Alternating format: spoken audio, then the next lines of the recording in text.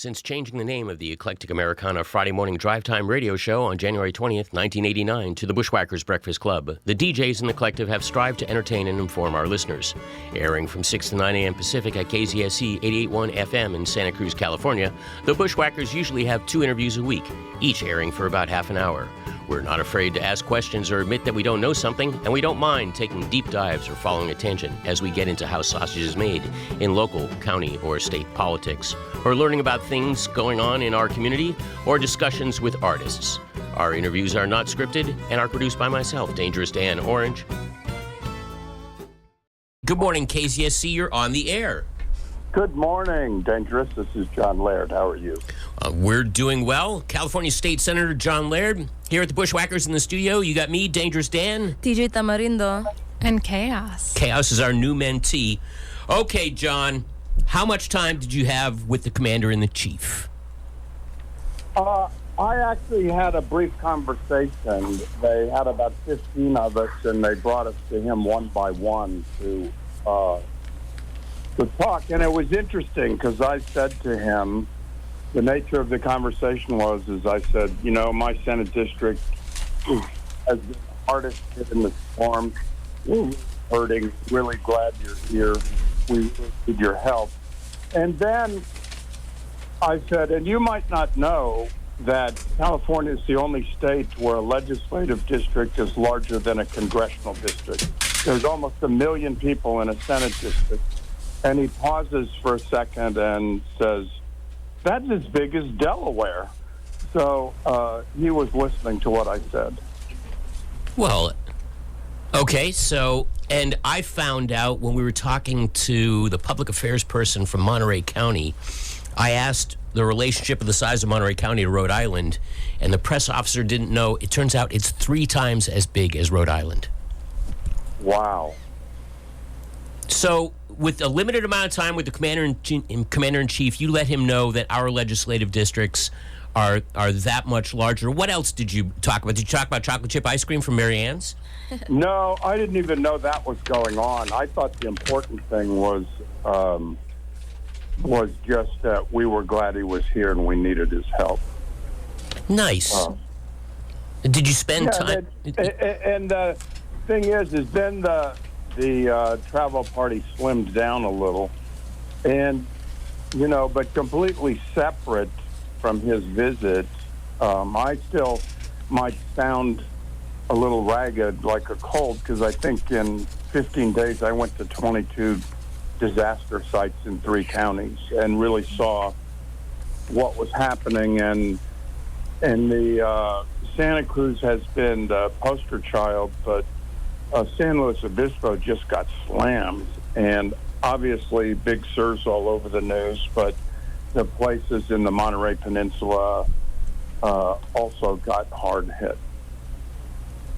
And from your perch in Sacramento, is your role helping to shine a light on this? Can you work on things that are of immediate help to your constituents? Tell me, John, we love to get into how sausage is made. What does a state senator do when we are hit with that level of calamity and the feds turn on the spigot? Well, there's a bunch of things, and actually initially it was getting the feds to do it. The Santa Cruz was out the gate with Merced County and Sacramento County on the disaster declaration. But when it came out, we were stunned to not see Monterey and San Luis Obispo with it. So I got on the phone and really tried to figure out with OES what it would, Office of Emergency Services, what it would take and where it was. And one of the advantages for me is that I have former colleagues or staffers all over the place. I mean, the head of the Air Board is my former general counsel from Resources. The head of the Water Board was my deputy secretary for federal water at Resources. And the chief deputy at Office of Emergency Services was Parks Director when I was Resources Secretary. So I had a very long talk with her and ascertained that we were doing everything we could, and and it was a matter of days or hours before San Luis Obispo and Monterey were added. And then it was, I think, 2 days or 3 days after the initial declaration they were added. And I walked her through what was going on, chapter and verse, at every local level, so she could make sure her people were on it in an appropriate way. But another thing, as per your question, is that I guess the diplomatic way to say it is Caltrans was not handling the highway outage with the big surslide in the best possible way. So a week ago this morning, I Zoomed with the Caltrans director, and I said to him what I normally would say to a department head when I was secretary, which is, I'm not telling you totally what to do, but here are the facts, and it's a mess, and I'd like you to put your eyes on it. Because they were not communicating clearly. They were allowing some people in and out, it appeared, but not the residents. And there was no clear explanation of how long this was going on and what the cases were. And that has turned around since that call. And so I felt good. And then when we went to Carmel, the waves came in Carmel Beach the way they did in Santa Cruz and Capitola. And it came all the way into the lagoon, and the waves were breaking at the bathroom at the state park.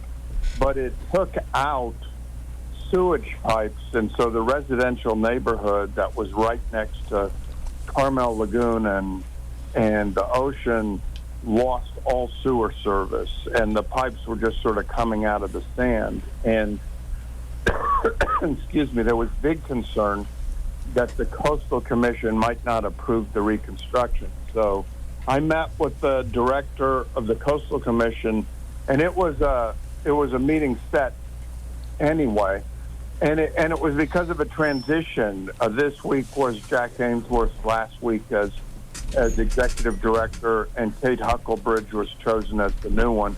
And I met with both of them, and I walked them through what was happening in Carmel, and they said, this is health and safety in an emergency, and we believe that if it's couched that way, we ought to be able to approve repairs in short order.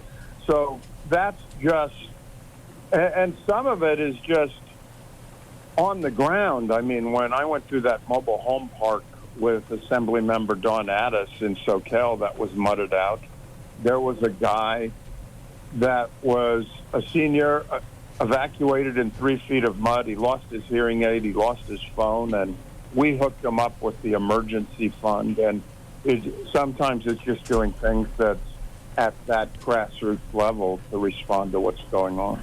So, Senator John Laird, Eric sends in a text, can we use the enhanced attention that we're getting and leverage to get more resources for rebuilding West Cliff? It's possible. The funding is divided into two troughs, the federal funding, and one of it is just the emergency response, immediate in the disaster, and then the other is sort of long-term rebuilding. And so West Cliff falls in those two things because it's really shoring it up as best you can over the short term in case we're not done yet this year in the weather systems, and then trying to decide if there's a rebuilding. But there's nuances to that, because if the rebuilding isn't moving it to the way it was before, then that might limit a little bit what the money is for. And with West Cliff, there's so many issues. I mean, some people are already jumping ahead and saying it should be one way, sort of like what East Cliff is. But then again, what's the route back for the other way? It's bound to go through residential neighborhoods, and that's already causing an outcry. So there's lots of questions about what the right thing is to do there. Yeah, Eric sends in a note while you're talking. Build back better. Oh, that's hilarious. So let's shift gears, Senator Laird. A listener called in right before you called and wants to know what your stance is on SB Senate Bill 31. And before you tell us your stance, you can educate me. What's SB 31? Well, I was going to ask you. I don't know the bills by the numbers yet. Uh-oh. So what's the subject? That was all the listeners said to me. So let's shift gears and talk about committees, because we have a new legislative session started. Have you changed any committees? Have you changed chairmanship or anything? No, I'm almost exactly the same. I've dropped the Appropriations Committee, and I have gained the vice chair of the Joint Rules Committee. And the reason that's significant is the Joint Rules Committee has jurisdiction over the rebuild of the state capital annex, and that is very controversial right now and has been the subject of lawsuits. So as much as I'm not thrilled about it, I'm going to be in the middle of that. And which committee is that? That's Joint Rules. Joint Rules. Well, it sounds like there's some mudslinging there. We can get back to that. Hey, Kaos, you pulled up something on SB 31? Yes. So it says, I hope this is the right one. It says Senate Bill 31, California. It says California Religious Freedom Act. State agencies disclose of religious affiliation information. Existing law prohibits a state agency from including a question regarding any applicant's race, sex, marital status, or religion in any application form for employment. Huh. This bill would prohibit a state or local agency or a public employee acting under color of law from providing or disclosing to the federal government personal information regarding a person's religious beliefs. Now, hang on, Kaos. And I think that is a previous Senate Bill 31. Okay. I think that's at a prior legislative. Yeah, I just realized as Kaos was talking, when I searched for SB 31, I found 2017. I found 2020. Here's the new one. I found under existing law, a person who lodges in a public or private place without permission is guilty of disorderly conduct or misdemeanor. It's about homeless encampments. Homeless encampments. Okay, go ahead. And I know a little about this, but it's very early. And just since you always want to talk about sausage, when you come back to the legislature and you're sworn in, and that was December 5th, every legislator is allowed to introduce a bill or two on the first day. I don't usually do it, but I did it this year. We can talk about that in a minute if you'd like. But this is the Republican leader in the Senate, and it is co-authored by 1, 2, 3, 4, 5, 6, 7. 1, 2, 3, 4, 5, 6, 7, 8. Every member of the Republican caucus in the state Senate is either the author or the co-author of this bill. Oh, wow. So this is a Republican bill to regulate homeless encampments. And I thought from the beginning that this probably has constitutional issues separate from what the policy issue is, because it says you can't camp on a street, sidewalk, personal property, public right-of-way within 1,000 feet of a sensitive area as defined. And I'm assuming when you get down to sensitive areas, it's schools, it's other things. And the Santa Cruz City Council tried a couple of years ago to do an ordinance that said, here are the places you can camp, here are the places you can't camp. And they abandoned that before it was final, but I thought it had constitutional issues under the Boise decision that says you can't prevent people from camping in certain places until you have an offer you can make to them of housing. And the campground that was taken apart at the Benchlands by the county government center a month or two ago, and I have to say, regardless of what you think about that, thank heavens, because those benchlands are floodlands, and water from the river went into them during the storm.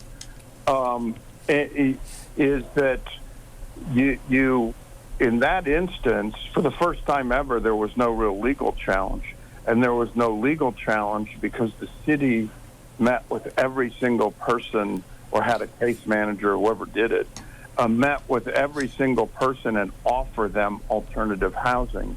And over half of them didn't take the alternative housing, but they were offered it. So under the federal court decision, they were all offered alternative housing, and that gave the city the right to down. And this, I think, will run headlong into the same decision. And I think it's one of those bills, whenever it's introduced on the first day, it's a headline. It's meant to be something that people talk about, and I think that's part of what the goal of this bill was. And so a bill is introduced, the Rules Committee then decides which standing committee has jurisdiction over it and sends it to that committee. Is that correct? That's correct, and usually this one has already been referred, according to the thing here, and I voted to that. I'm on the Rules Committee, to Public Safety. And so the Public Safety Committee will hear this, and because the session is so long, I mean, we're going to go to somewhere around the first week of September. Hearings on bills won't really start for about another month. And so, and we're not even past the deadline yet to introduce bills. That's coming up in a couple of weeks. And so all the bills have not been introduced, and we'll probably see about 2/3 or 3/4 of the bills for the session still to be introduced. And once they're all introduced and the committees know how many bills are roughly coming to them, then they start to set hearings and allocate the bills to the different hearings. So, Senator John Laird, you said that every member of the legislature can submit one bill on the day they're sworn in, December 5th, and you, uncharacteristically, you introduced one. Was it to catch more attention? And tell us what you submitted and sort of what motivated you. Yes, and sometimes you can introduce up to 2 or 3, but I introduced a bill with regard to battery storage safety. And you'll recall we talked last fall that there was an incident at Moss Landing at one of the battery storage places there, Tesla on PG&E property. Excuse me. That where they had a fire, and Highway 1 was closed for the better part of the day, and people were asked to shelter in place in Moss Landing, and it raised a lot of questions. I met with the Moss Landing Port Commissioners, and they don't believe until this day they have received adequate information about the impact of what happened that day. And there are no requirements that there be health and safety and fire standards for battery storage. And so I introduced a bill to establish those standards, and it's relevant for 2 reasons outside of what I've already said. One is that in the hot 10 days we had last September, where the grid was on the verge of going down, there were a few hours that more energy came from battery storage than from the base load at Diablo Canyon. And one of the major reasons our grid didn't go down last September was battery storage. It is a key part of the puzzle. But the other thing is an even larger plan is proposed for the former fossil fuel plant in Morro Bay, and people are already objecting to it based on what happened in Moss Landing. And I want to give people comfort that there will be legal and procedural standards for safety on fire and public health and notification, because that's not in the law right now. So that's a very important thing to do. Hello, John. This is DJ Tamarindo. I wanted to quickly congratulate you for winning the Legislator of the Year by the California Special Districts Association. Oh! During your speech, you had mentioned that you were very proud of being able to save a local hospital in the Pajaro Valley, and I wanted to ask, how difficult is it to help underserved communities, and what's the process like? You mean with regard to the hospital? Yes. Yes, and just for your listeners, the key to that effort in Watsonville was establishing a public district that's a hospital district, and that's the bill I did in 19 days last year, and that is a special district, so the special districts really were marveling at how that happened, and that hospital serves the greater Pajaro Valley and employs over 600 people, and it is just central to public health for that disadvantaged community. If that hospital had closed, people would have had to go into Salinas, Monterey, or Santa Cruz for emergency care, and I don't think it's too hyperbolic to say that would be life-threatening to some of the people, the extended need to travel to those places when there's a medical emergency. But it's important for just basic health care in the community. So one of the things I'm most proud and happy of out of last year. So, Senator John Laird, I think we have until the third week in February to have bills submitted. I remember that the Watsonville Community District bill was a gut and amend bill where you had a bill, that you had submitted before the deadline that you then changed every word of it to cover the hospital. I don't know whether that was intentional or not in terms of parking a bill ahead of time, but tell us the bills that you're working on, that you've submitted, and are you planning to submit a bill that you have no intention of ever working on so that you have a vehicle if you need something for a gut and amend later in this session? I have done that before, and yet we're still 2 weeks away from the deadline. We haven't had a conversation about that. And you will remember the legendary one I did last year was I did a bill to change the font in the state penal code. And I moved that bill all the way over to the assembly, and it was designed, there were these negotiations about the medical malpractice insurance cap, and it was designed to have a bill ready to amend that deal into, and that deal happened, and in the end they chose another bill.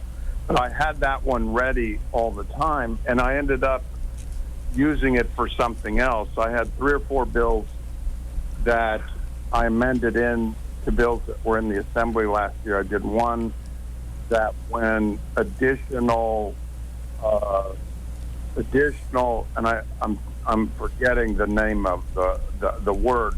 Narcan now is administered to people to try to revive them after a fentanyl overdose.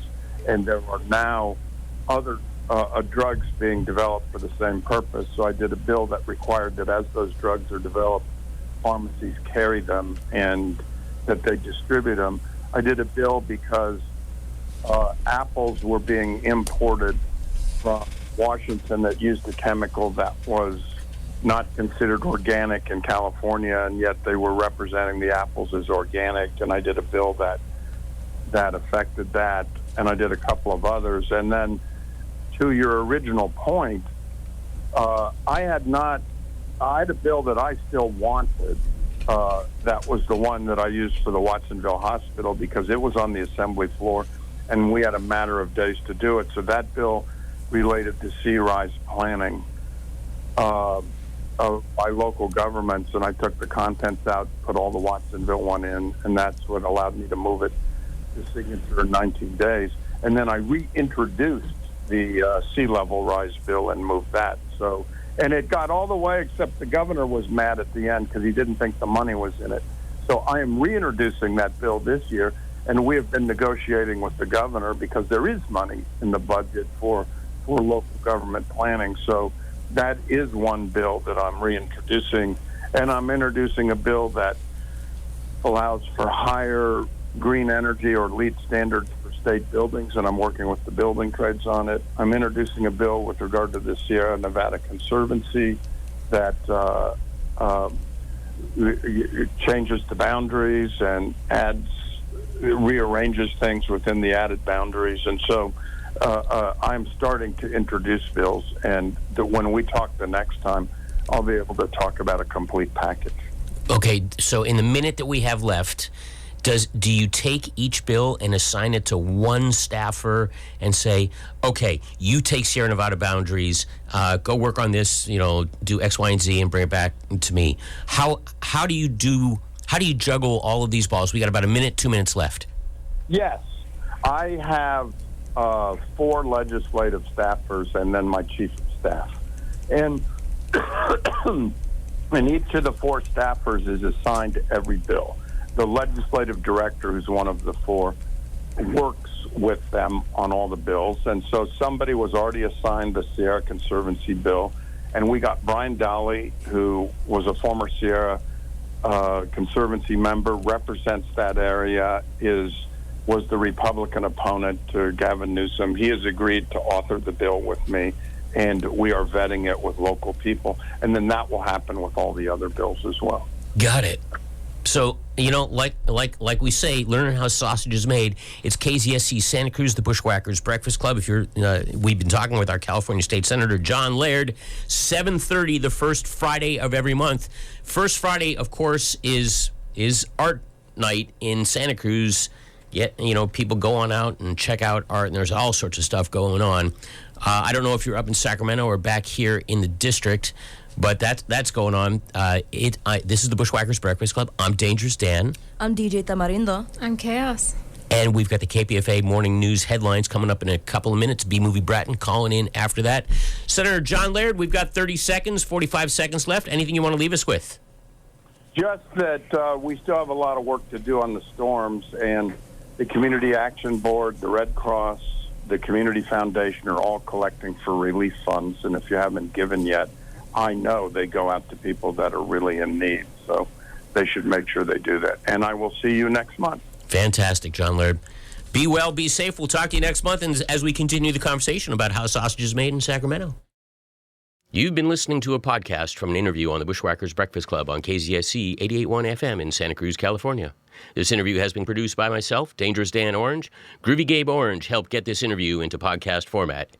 KZSC is a student-run college and community non-commercial educational radio station broadcasting from the UC Santa Cruz campus. You can stream KZSC online at kzsc.org. Thanks for listening.